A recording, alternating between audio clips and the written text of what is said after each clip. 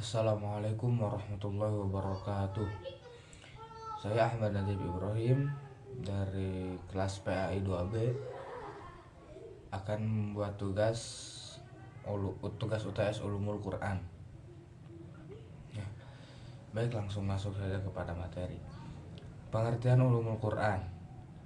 Ulumul Quran secara bahasa berasal dari dua kata, yakni kata ulum dan Al-Quran.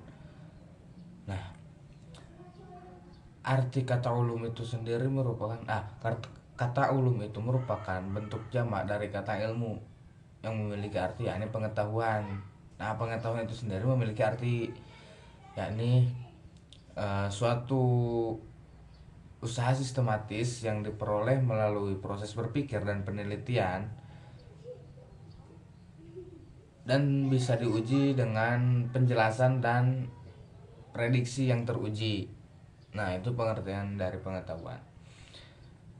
Nah, yang kedua dari kata Al-Quran.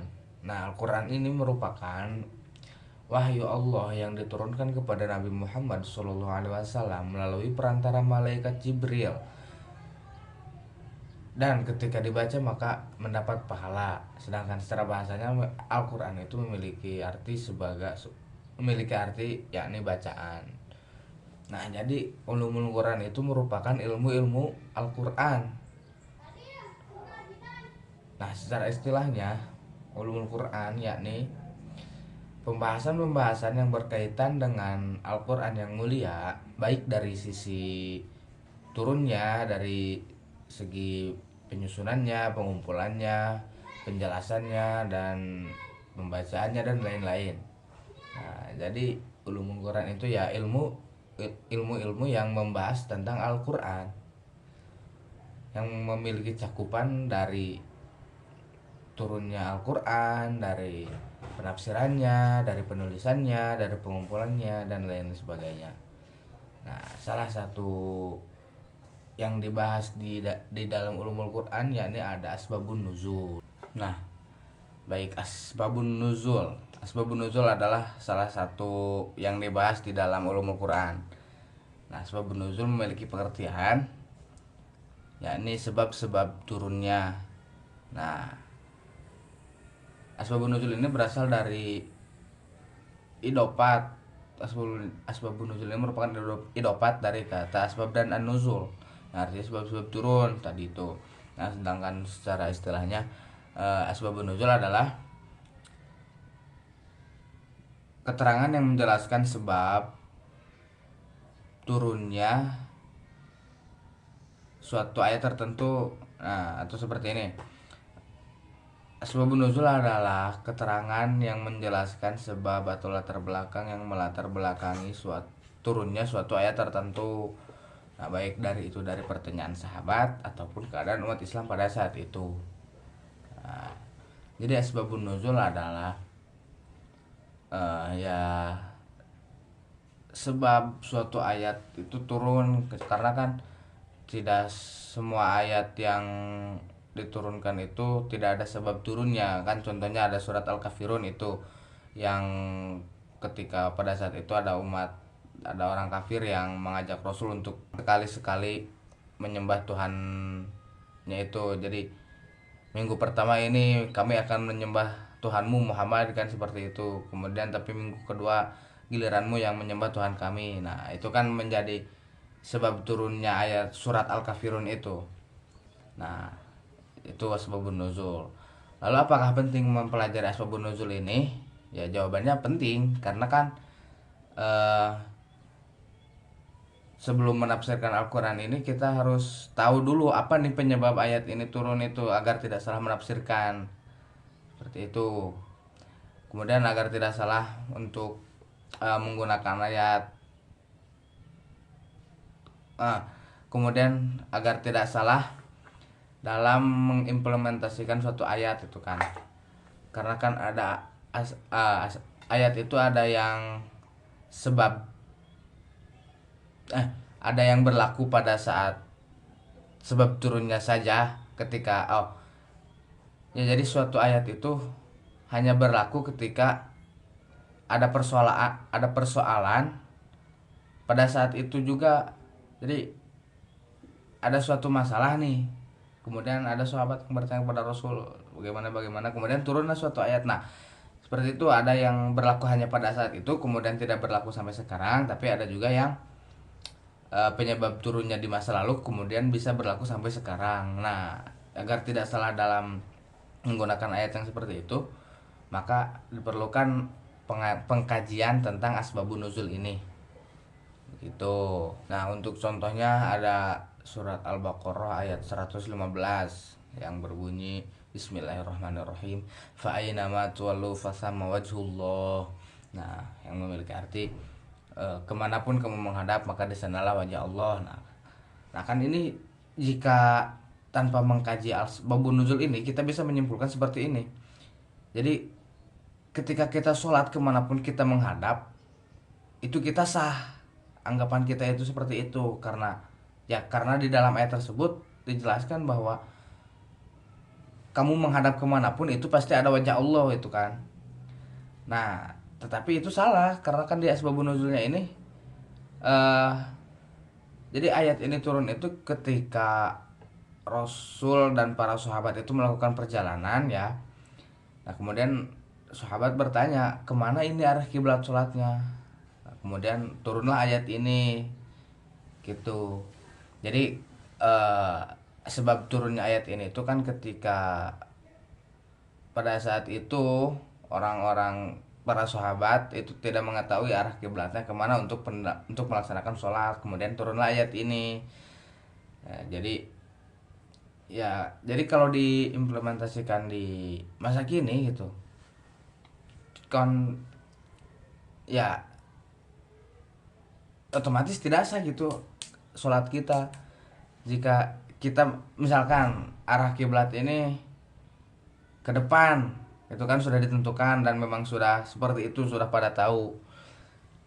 Nah, tapi kita sholat menghadap belakang dengan dalil yang ayat 115 ini. Nah, itu tidak sah sholatnya karena tidak memenuhi syarat untuk melakukan untuk mengimplementasikan dalil tersebut. Ya karena di asbabun nuzulnya juga kan ketika pada saat perjalanan itu para sahabat dan Rasul itu tidak mengetahui arah kiblatnya kemana, kemudian kan turun ayat itu sebagai ya keringanan lah gitu begitu. Jadi kalau digunakan pada saat ini yang kiblatnya mayoritas sudah ditentukan, sudah pada tahu gitu, itu berbahaya seperti itu. Maka penting untuk belajar tentang asbabun nuzul ini. Yang kedua ada munasabah Al-Quran. Nah, secara bahasa munasabah berasal dari bahasa Arab. Nasabah yunasibu munasabatan, artinya kesesuaian atau keterkaitan. Nah, sedangkan secara istilah dalam ilmu tafsir, munasabah dalam ilmu tafsir adalah ilmu yang membahas tentang hubungan antara satu ayat dengan ayat lainnya ataupun satu surat dengan surat lainnya yang berhubungan baik dari segi tema, konteks ataupun pelengkap makna. Nah, itu secara istilah. Jadi munasabah itu kesesuaian atau ya hubungan antara satu ayat dengan ayat lainnya seperti itu. Nah, bagaimana cara kita bisa mengetahui hubungan antar ayat ini? Bagaimana cara kita mengetahui munasabah ini? Nah, salah satu caranya bisa melihat dari hubungan makna ayat dengan ayat lainnya. Jadi kita bisa melihat terjemahan ataupun ya kalau kita bisa mengerti bahasa Arab ya bisa melihat hubungan antara ayat satu dan ayat lainnya seperti itu. Nah, seperti apa contohnya? Nah, ada dalam surat Al-Fatihah ya ayat 6 dan ayat 7. Bismillahirrahmanirrahim. Ihdinas siratal mustaqim, siratal ladzina an'amta 'alaihim ghairil maghdubi 'alaihim waladdallin. Nah, yang artinya ayat 6, bimbinglah kami ke jalan yang lurus. Nah, kemudian di ayat 7 dijelaskan jalan lurus itu yang seperti apa.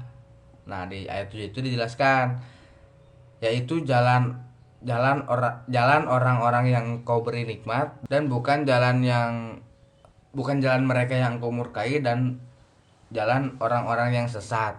Nah, dari sini kita bisa melihat ada hubungan antara ayat 6 dan ayat 7 ini. Ya, di ayat 6 ini meminta hmm, meminta untuk membimbing kami ke jalan yang lurus. Nah, kemudian di ayat 7 ini dijelaskan jalan yang lurusnya itu yang seperti apa. Nah, begitu. Itu merupakan tafsiriyah, ya, munasabah tafsiriyah antar ayat. Ya, artinya penjelasan dari ayat sebelumnya begitu.